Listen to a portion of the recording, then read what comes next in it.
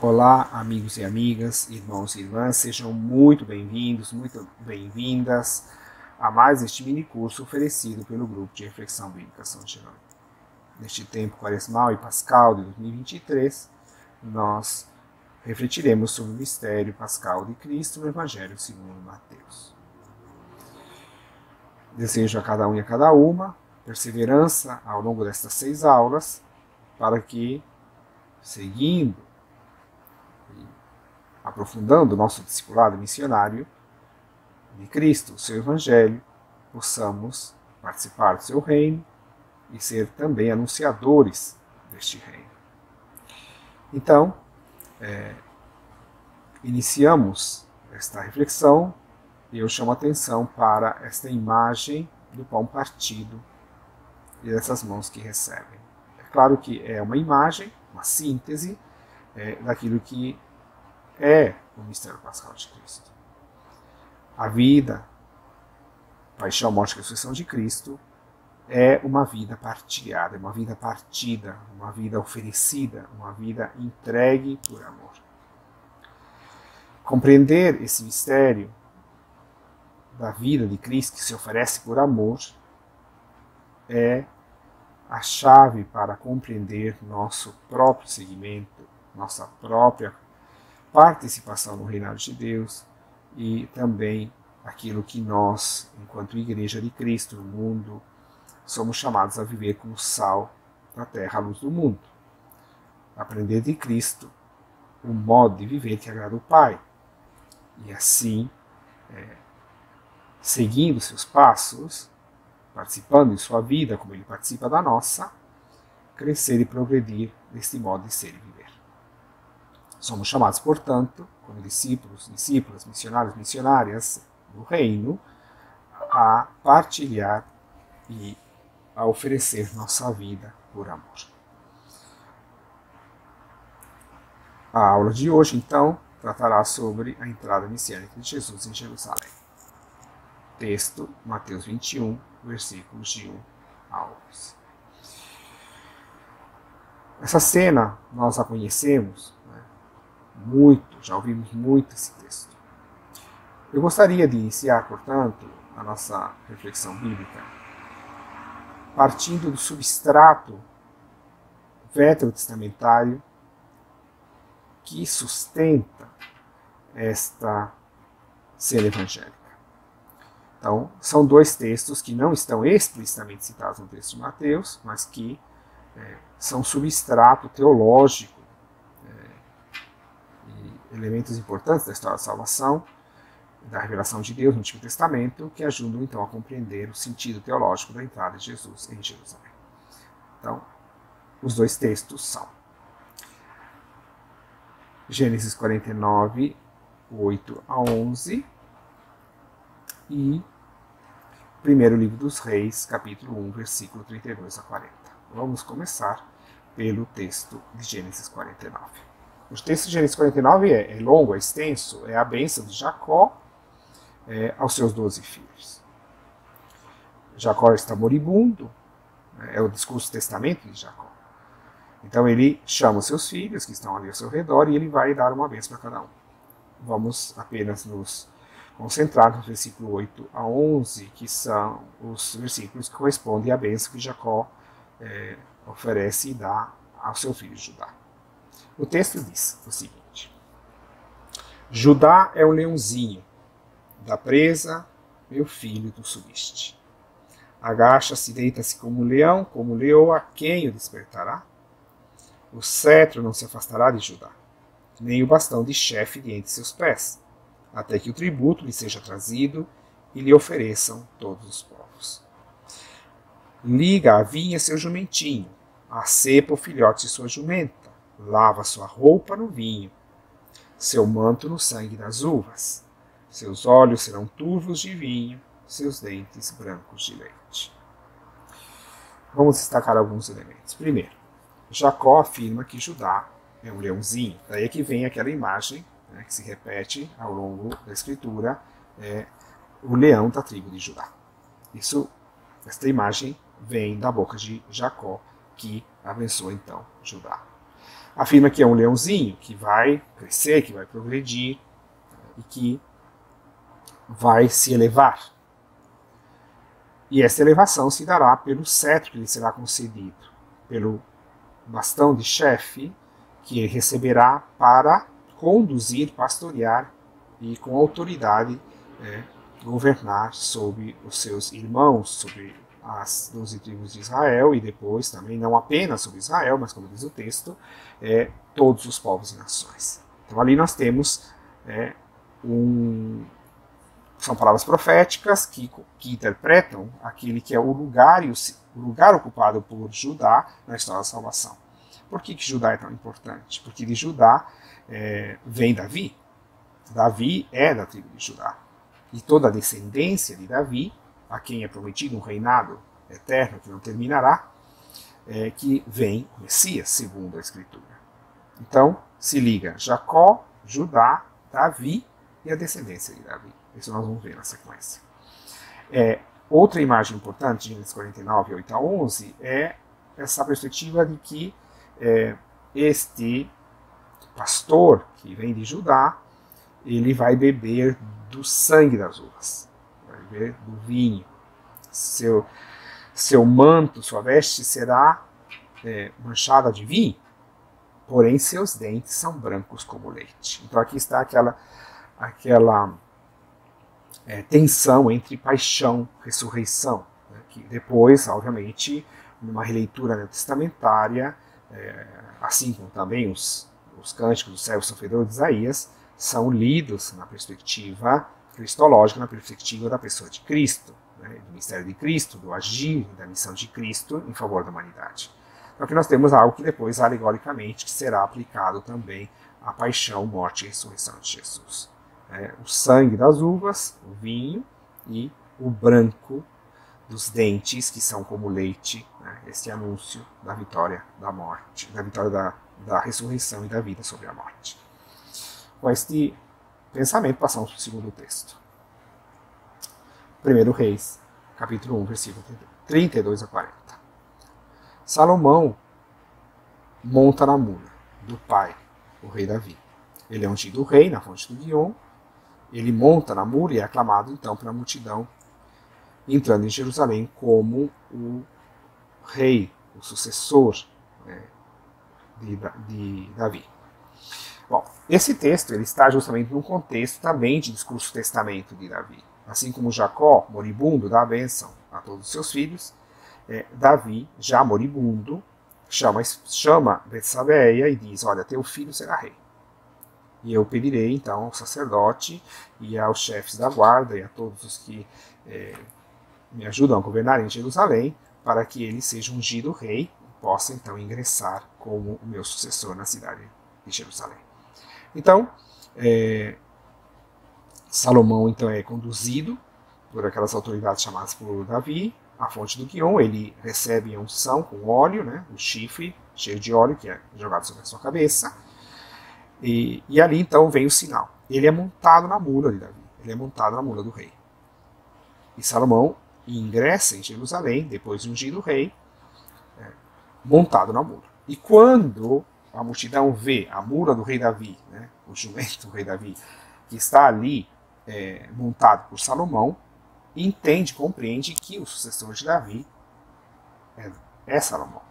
O filho de Davi assume o reinado do seu pai, ungido rei, para governar sobre o povo até então confiado a Davi. Com esse pensamento, então, nós vamos para o texto do Novo Testamento, que agora sim tem duas citações explícitas. E que essa é uma particularidade do Evangelho segundo Mateus. Se vocês comparam o ingresso messiânico de Jesus em Jerusalém, o texto lucano-marcano e o texto joanino, vocês não vão encontrar explicitamente esse texto de Isaías 62 e Zacarias 9. O único que cita esse texto de Zacarias 9 é João. de uma outra forma, mas cita brevemente. Bom, nos sinóticos, o único que cita é Mateus, explicitamente. Então, o que diz o texto de Isaías 62, 11b, versículo 2?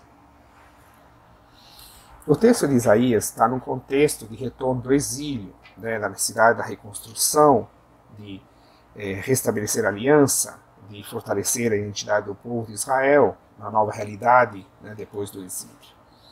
Então, o texto de Isaías ele vai fazer uma exortação, um convite ao júbilo, à festa, à alegria. Né? Então diz: dizei à filha de Sião, eis que a tua salvação está chegando, e este teu povo será chamado santo, serão os redimidos do Senhor. E aquela cidade que um dia foi tida como abandonada, como desprezada, como humilhada, não mais será chamada assim. Mas quanto a ti, Jerusalém, tu serás chamada procurada, tu serás chamada cidade não abandonada. Nós temos que lembrar que a filha de Sião, Jerusalém, é um símbolo do povo de Israel. Aquilo que se refere à cidade se refere a todo o povo da aliança. Portanto, é a cidade, o lugar, o espaço onde se experimentará a salvação, porque ali se congregarão todos os filhos de Jacó, todos os filhos das tribos de Israel. Ali haverá então um único povo, marcado pela aliança e pela fidelidade aos mandamentos. Ali o povo será redimido de seus pecados, e ali o povo será amado e não abandonado. O segundo texto é de Zacarias 9:9. O texto de Zacarias 9:9 diz o seguinte: exulta muito, filha de Sião, grita de alegria, filha de Jerusalém. Eis que teu rei vem a ti. Ele é justo e vitorioso, humilde, montado sobre um jumento, sobre um jumentinho, filho da jumenta. Então, esse texto, citado de Zacarias 9:9, aparece em Mateus 21, 1 a 11. Se no texto de Isaías que nós acabamos de apresentar se fala da salvação que vem, aqui se diz: o teu rei vem a ti. Então aí se relaciona o ungido rei, o Messias, né, o ungido rei, com a salvação que Deus comunica por meio deste pastoreio que é segundo os critérios da aliança e não segundo os poderes deste mundo. Então há um grito de exultação, de alegria, de júbilo, que é despertado no coração da filha de Sião, da filha de Jerusalém. Este júbilo, esta festa, é consequência da presença deste rei que vem para pastorear. As características deste rei. Eu vou me concentrar apenas na primeira: justo. Porque a categoria justiça e a categoria justo são duas categorias essenciais na compreensão do Evangelho segundo Mateus. O texto matiano valoriza esta categoria teológica, né? Porque por meio dela ele expressa a vontade de Deus para os seus filhos e filhas, para a comunidade, os discípulos e discípulas de Cristo, e justamente é a expressão do modo de ser e viver de Cristo. Bom, vamos explicar melhor. Se nós tomamos o texto do batismo de Jesus no Evangelho segundo Mateus, nós vamos ver que existe uma particularidade que só está presente no texto matiano, do batismo. Quando Jesus entra na fila dos pecadores e se aproxima diante de João, quando João vê Jesus, ele diz: eu não vou te batizar, eu não posso te batizar, é você que tem que batizar, não eu, você. E aí nós chama a atenção que Jesus responde de uma forma bastante breve e bastante enigmática, entre aspas, e João batiza Jesus. E qual é esta resposta? Jesus diz a João: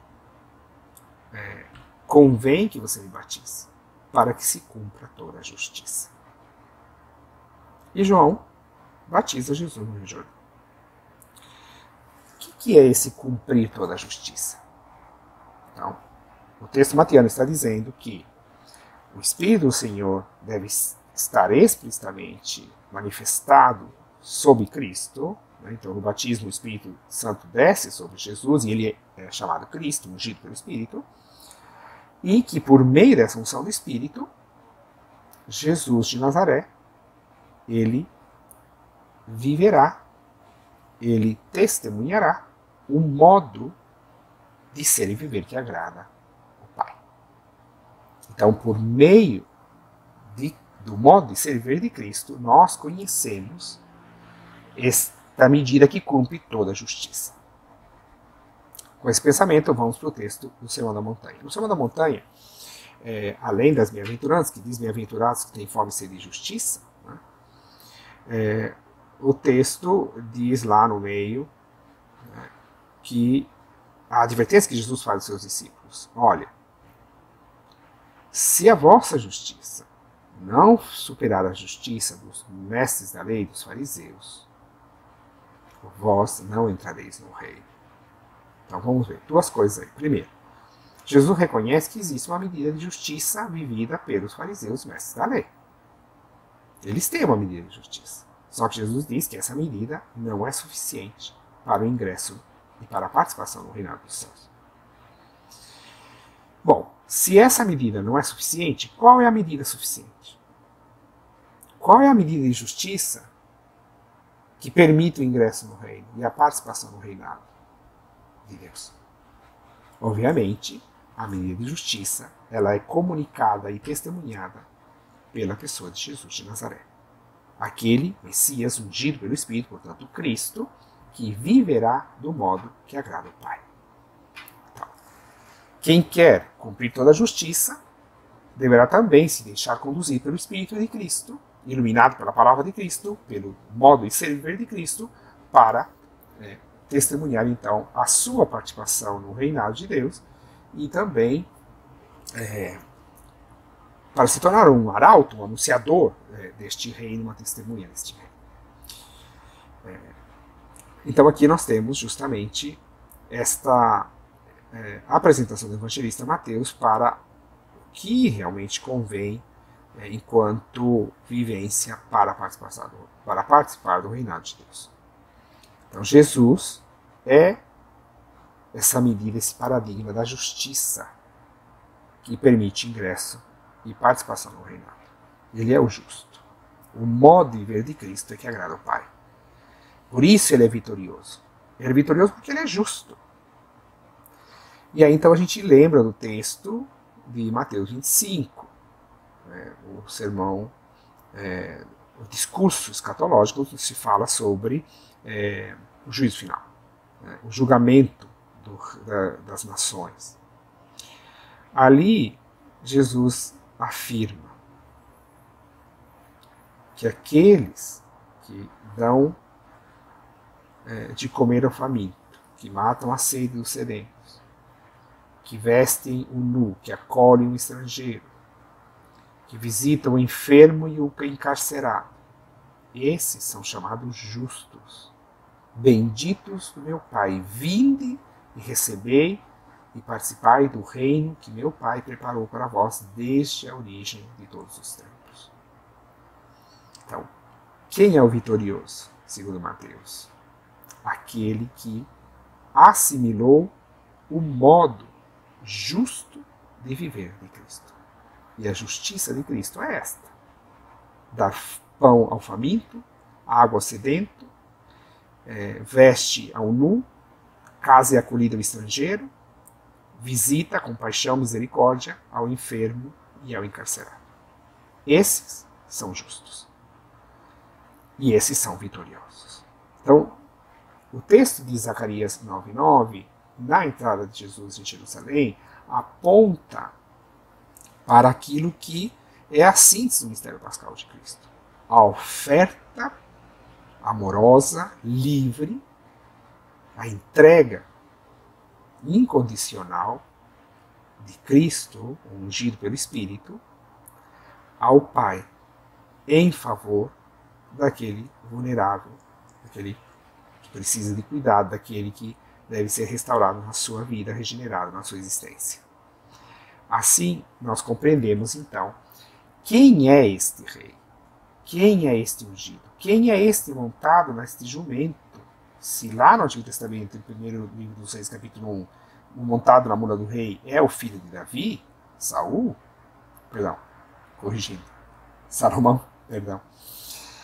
Agora, quem está montado o jumento, filho da jumenta, ingressando em Jerusalém, sendo aclamado pelo povo, é Jesus de Nazaré.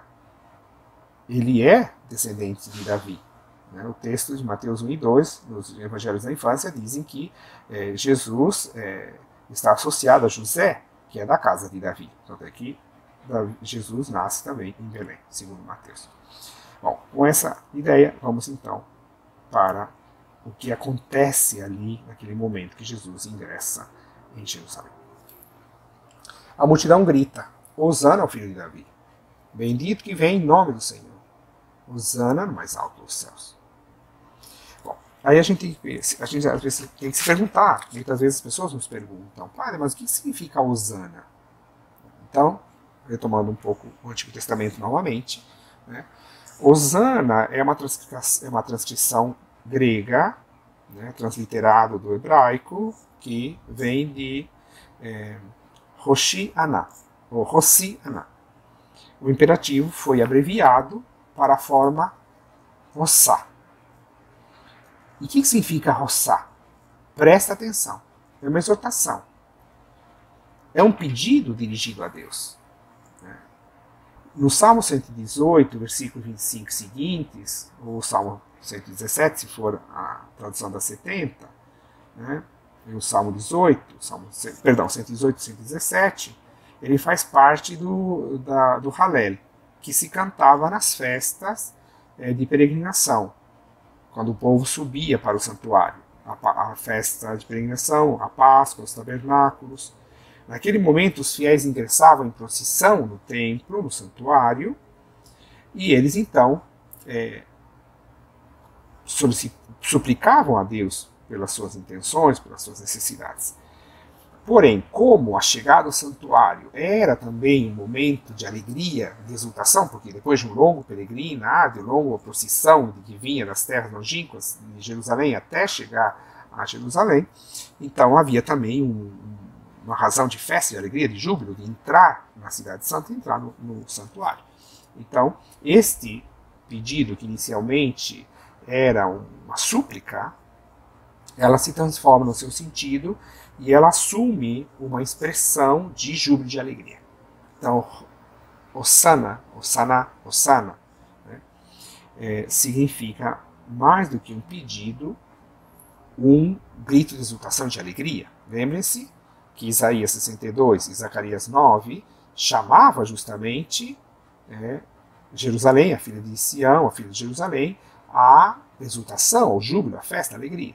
E aí, então, aqui o evangelista Mateus apresenta esta multidão da cidade santa, que vai atrás de Jesus montado na jumento, com gritos de exultação, de júbilo, de glorificar, de louvar a Deus. Então, o texto, ele justamente significa júbilo, exultação, grito de alegria, para reconhecer esta presença salvífica de Deus em Jerusalém, na cidade santa, ingressando então no santuário. Na continuação do texto, quando Jesus entra em Jerusalém, a multidão toda se alvoroça e Jesus acaba se dirigindo então ao templo. No templo, o que acontece? A multidão pergunta: quem é este profeta Jesus de Nazaré? Quem é este que está entrando na cidade santa, que está entrando no santuário? Lembra um pouco aquele salmo que diz: quem é este Rei da Glória, para que possa entrar? E aí o texto diz: abrir as portas para que entre o Rei da Glória, para que ele possa, de fato, comunicar os seus benefícios e sua salvação àqueles que o acolhem. Então, o evangelista Mateus faz essa pergunta: quem é este? E a própria multidão responde: este é o profeta, é Jesus de Nazaré. Profeta. O profeta é sempre ungido pelo Espírito. Para quê? Para lembrar e exortar a vivência da fidelidade à aliança, e ao mesmo tempo o profeta é ungido pelo Espírito para denunciar todo o pecado e tudo aquilo que destrói a comunhão do povo com o seu Senhor e também a comunhão entre os membros do povo.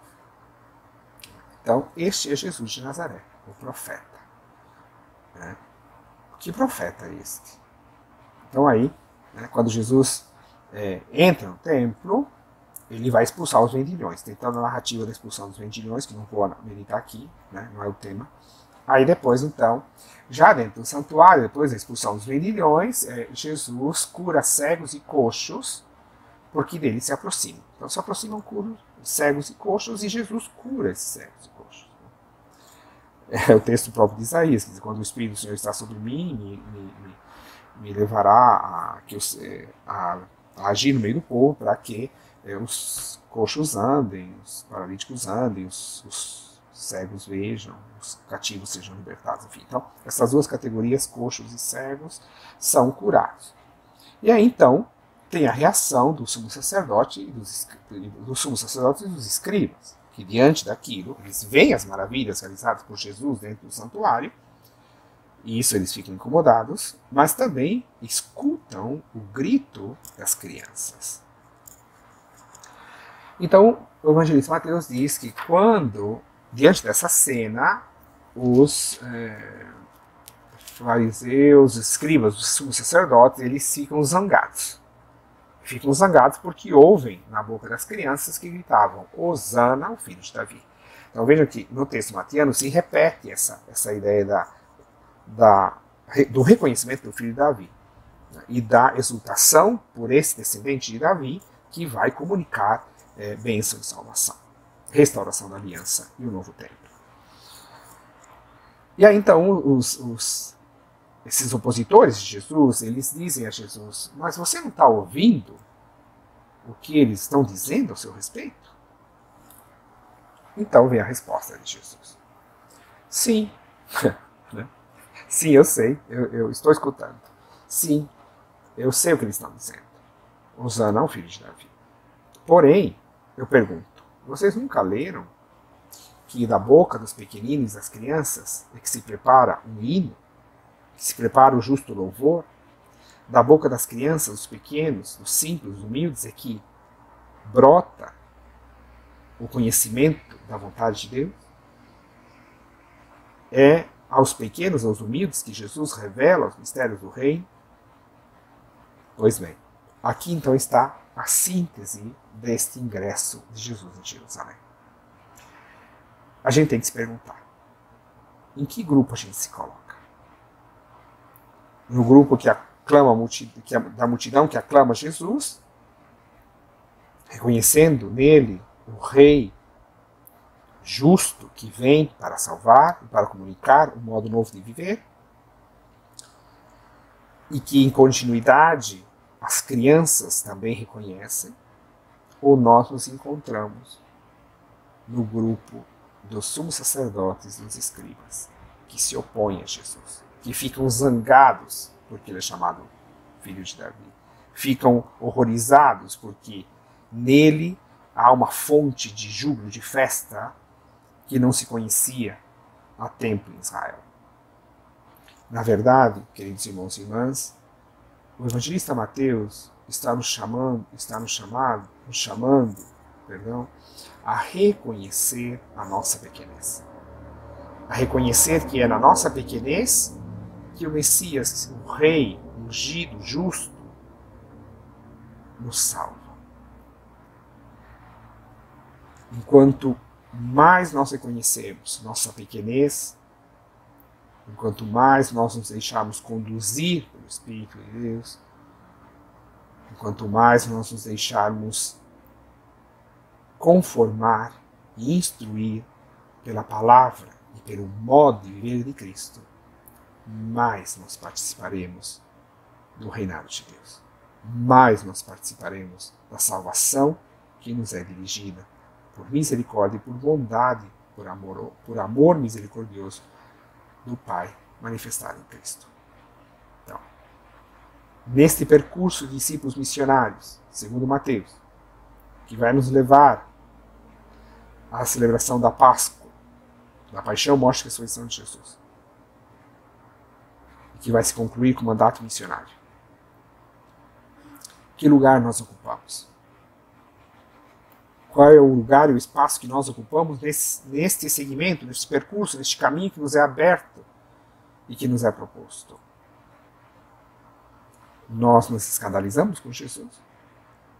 Nós rejeitamos o seu ensinamento porque ele é duro demais?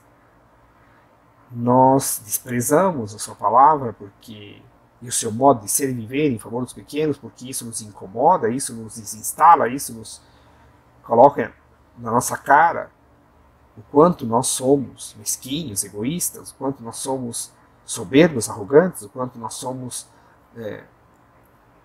muitas vezes indiferentes à dor, ao sofrimento do próximo.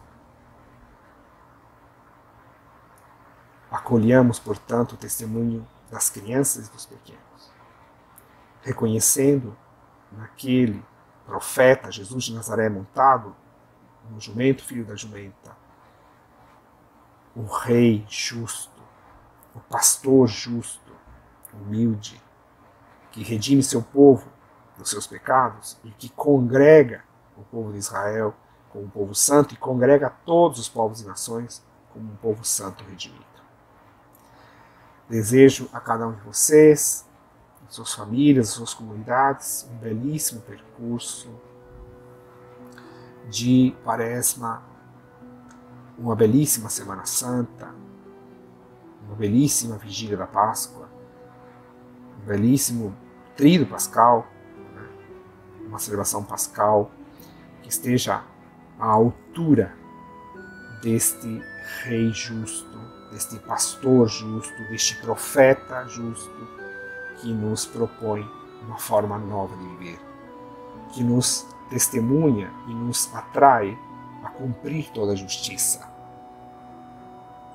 a viver de acordo com a vontade do Pai. Obrigado a todos pela atenção e estejam atentos para a aula número 2 deste mini curso sobre o mistério pascal de Cristo segundo o Evangelho Mateano. Um bom percurso, uma boa Quaresma, uma santa Semana Santa, que seja santa de verdade. Um abraço fraterno. Obrigado.